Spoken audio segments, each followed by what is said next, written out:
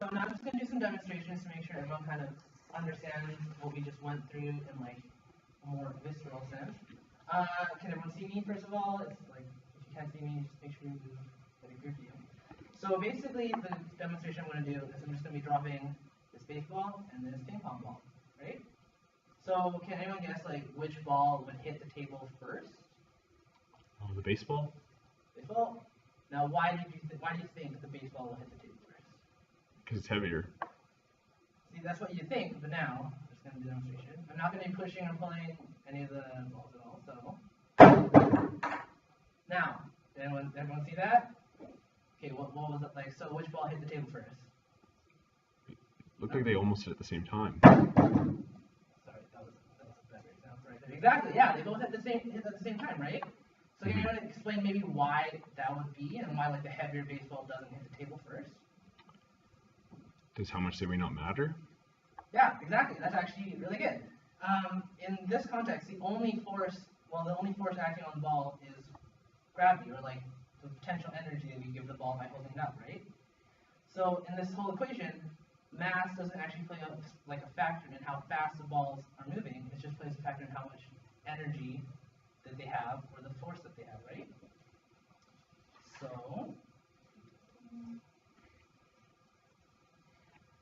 okay, so then like, in this example, they both land at the same time, right? But if you're ever walking the halls and you just drop some paper on the ground, why is it that sometimes if they're loosely packed, the paper will just like kind of float down really slowly, as opposed to, say like, like a textbook? Why does that, like if you drop the same number of paper as a textbook and a loosely packed number of pages as a textbook, why does one kind of like flutter down slowly and one just hits the ground real fast? Can you explain that maybe?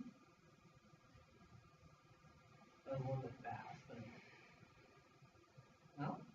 So basically, there are other forces at play, right? We didn't go over this in class yet, but it is good to think about how, for example, this piece of paper, there's something in the way of the piece of paper in the form of air resistance, right? You don't need to know that yet, but it's just good to think about the forces acting on all objects. So we will go to vector diagrams.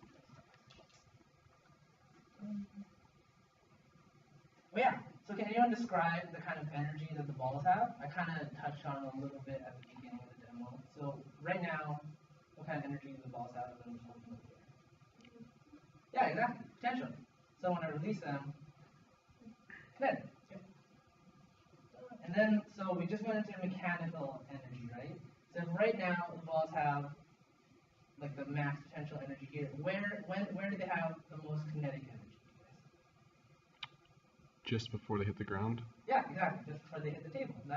So all the potential energy here, speeding up, and then you have the most potential kinetic energy just as it hits the table.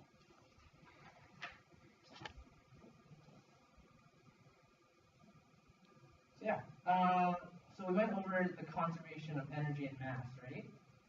But do you guys think that's realistic, that all energy and mass is always conserved all the time on planet Earth? Have you guys gone over this in the class? I think, isn't it in a closed system it's conserved? Exactly. And is Earth a closed system in matter and energy? I don't think so. Yeah, it's not. So all energy is lost at some point, just like, for example, air resistance. That's some energy being lost rather than just it falling to the table. And actually, when the ball hits the table, it's also transferring some energy to the table in the form of heat, the sound it produces, all of that is lost potential energy. So if I drop a ping pong ball, it doesn't bounce back to its original height because it loses some of that energy on the way down. Okay, so now I'm going to be prepping this tangent. So basically what I'm going to be doing, I'm going to tie this baseball to the string here. I'm going to hold it in front of my face. Nice dirty baseball. But also it's kind of heavy, so I'm going to hold it right in front of my face here, and I'm going to release it. So, what do you guys think will happen when I do that? So you think. Well, luckily it won't, but we're going to have a bit more in a bit. But I just want to ask, what kind of energies, or what kind of energy or forces are acting on the ball right now? Yeah, gravity is definitely one of them. But then, Is what this else? oh is Yeah, this yeah, string? yeah, the string is actually also like producing a force on the ball because it's the force acting against gravity to keep the ball there, right? So then, what if I'm just holding the ball here? What kind of energy is that? Yeah, just potential. But is this the same thing as work when I'm just holding the ball here? No, yeah, no. Why is it not the same as work? It's because you're not moving it over a distance. Yeah, exactly. There is a force there. I'm just holding the ball. There's like the force of gravity on it, the force of my hand on it, but I'm not moving it. That's the difference between work and just potential. Like that's the difference between work and potential energy in a sense. You need to move something for it to be doing work. So right now I'm doing work on the ball, but when I'm just holding it, nothing's happening. There's no work, but it does have potential energy. But didn't you say that potential energy is equal to work? Yeah, so that was a really good question. So like, what's the difference between work and potential energy, right? Because like work is equal to potential energy, so they should be the same thing, right? But the difference is work is applied. So when I'm moving the ball up, I'm applying some force and some distance to move it here, and then it gains that potential energy. That potential energy is stored, so it's static, right? That makes sense? Yeah. Yeah. Awesome. Okay, so now I'm gonna do this, and I'm just gonna make sure the ball stays in this loop so that I don't drop it. Okay, here we go. Making sure everyone can see. Yeah? Okay, cool.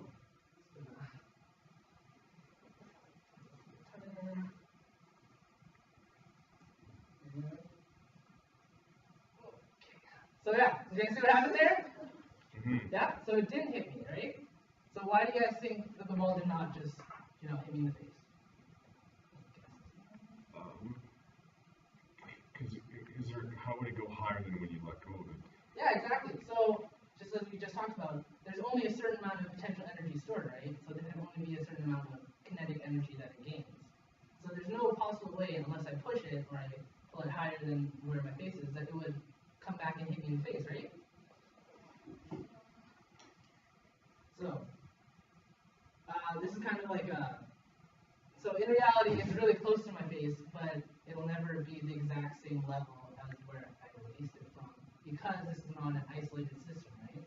There's like gravity, there's air resistance, even though it's minimal in this ball. Like, so eventually, if I just keep letting it go, it would eventually stop, right? So, as I'm just talking about isolated system, what constitutes an isolated system, guys? There's only one force acting on something? Yeah, and so it's basically in a system where mass and energy are always conserved, right? So if I did this experiment in an isolated system, what would it look like? Like, would it always swing back to the same spot? Yeah, it would just kind of continue forever and ever, forever and ever. So yeah, that's basically that. So this is a mechanical system. So it's kind of just going back to that question we just did. When I'm holding it here, it's got potential energy, right? So where in this pendulum do you think would have kinetic energy? Like have the most kinetic energy? Yeah, at the bottom. So at this point, this is just good for questions, because there are always questions like this. This is the most potential energy, and then when it's here, it has the maximum kinetic energy for the pendulum to have. Cool. So just a quick question. Do you guys think if I switched up the masses, so if I put a bowling ball to the ceiling, would that change the outcome of the whole experiment maybe? Would it then, since it has more weight, hit me in the face? I don't think so. No, right? And again, that goes back to the whole system only having as much potential energy as I put into it, right? Cool. Now we're going to move into our Kahoot questions real quick, just to get everyone reviewed on what we learned today in class. So,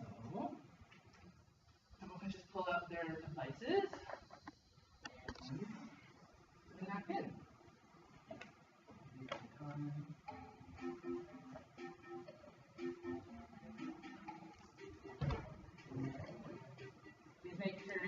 not super appropriate.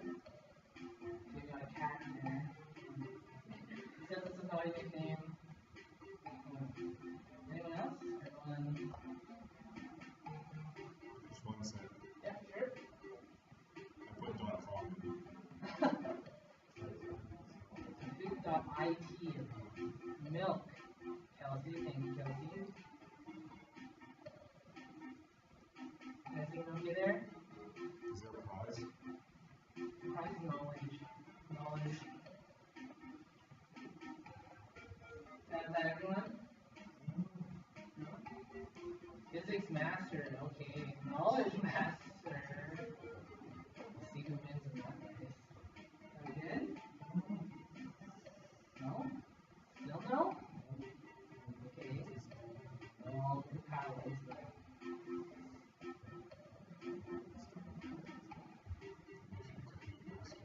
Good then. So there's only 6 plays a lot. That's all.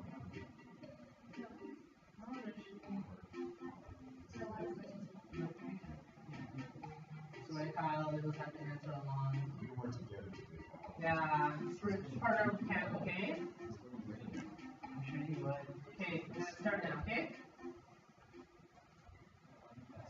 All set?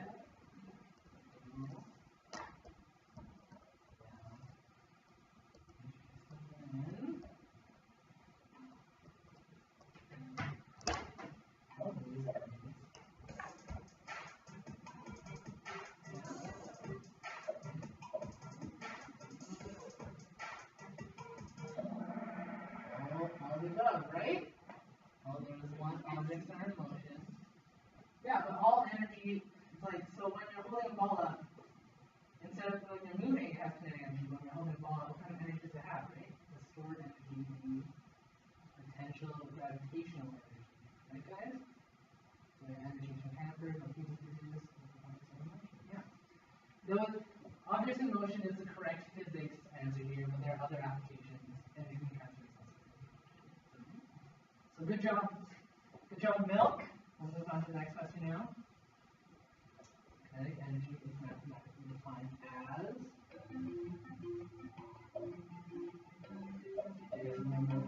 Right.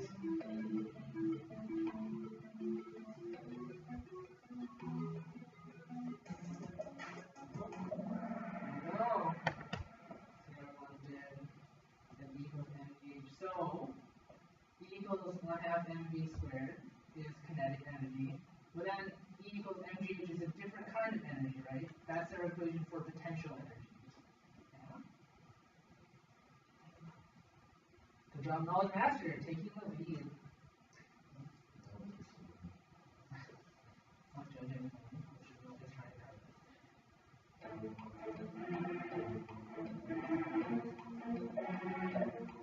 Ooh, yes. The water wheel. Right? So the water wheel uses the gravity. It's a little tricky, yeah, but the water wheel is using gravity when the water is like pulling down on the wheel, right? So that it spins.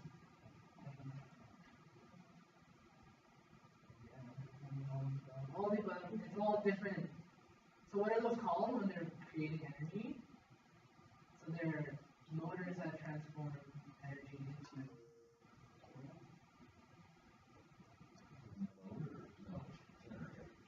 Yeah, exactly. So these are called generators. All these types of technologies are called generators. Oh, knowledge master. Physics master, come on. Just kidding. Gravity is equal to. Here we go.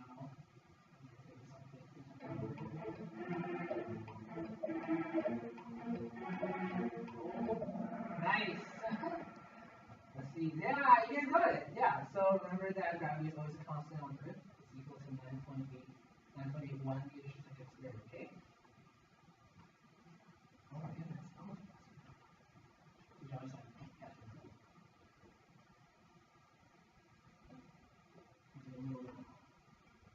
Rearranging of the thing here.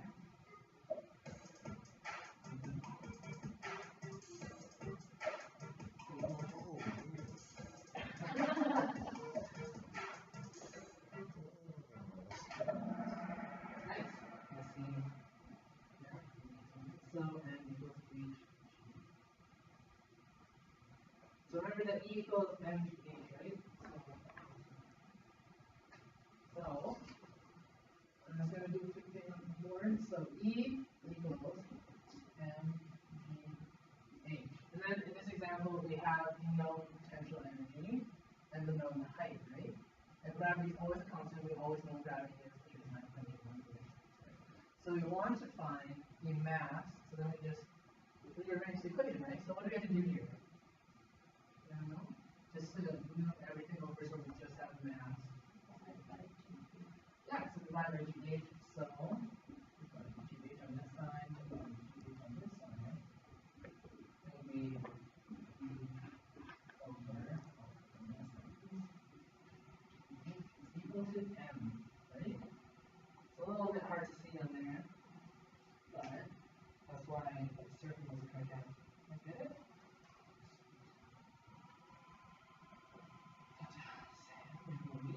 Wow. So velocity of object increases and its kinetic energy. So you should think about it.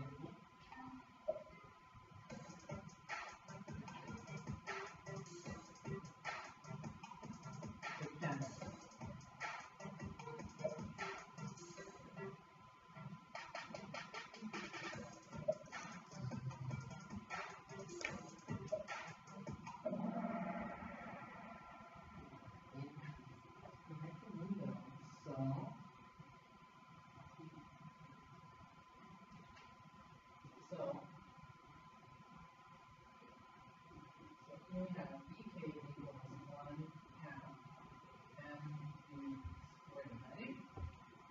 So the velocity of an object increases and its kinetic energy will automatically increase, right?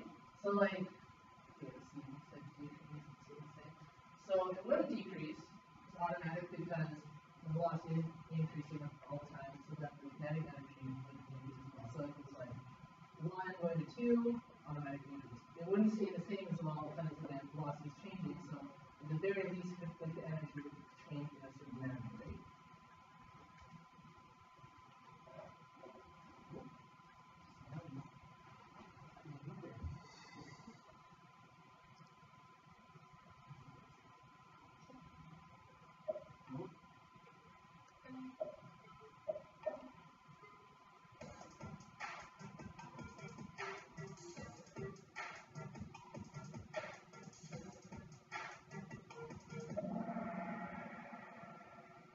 Yeah, nice. Mechanical. So yeah, so that's perfect, right? So mechanical energy is equal to kinetic plus potential energy. I'm glad everyone got that. On to the next question now. A joule is joule units.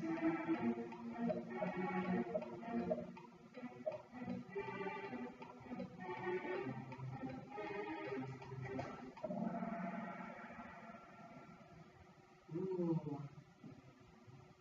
So yeah, you're looking at two different things here. With remember that all units of energy are in joules, right? So then basically what's just forgotten in that question means that you're squaring the velocity. So from meters per second, meters per second, the meter per second squared over meters squared per second squared, right? Just remember that always remember that you're squaring the speed, okay?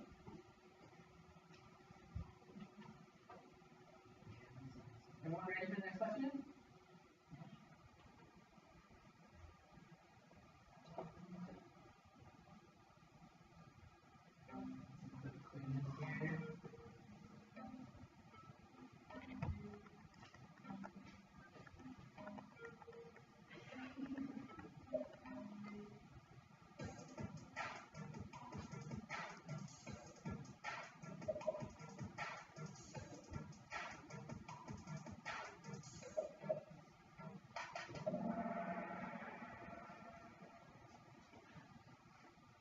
Perfect. I'm glad you guys got that. Multi-master is on here. Come back. Let's go, multi-master. Knock Sam out of the way here. Okay.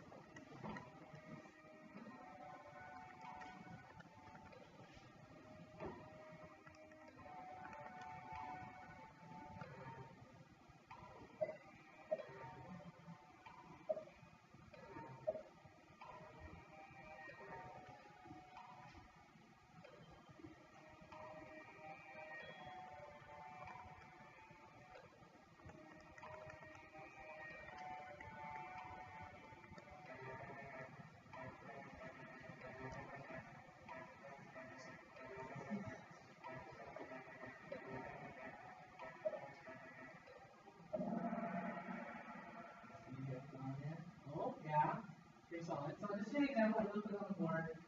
Don't have a calculator, so it's not gonna look that great. But this is just some more rearranging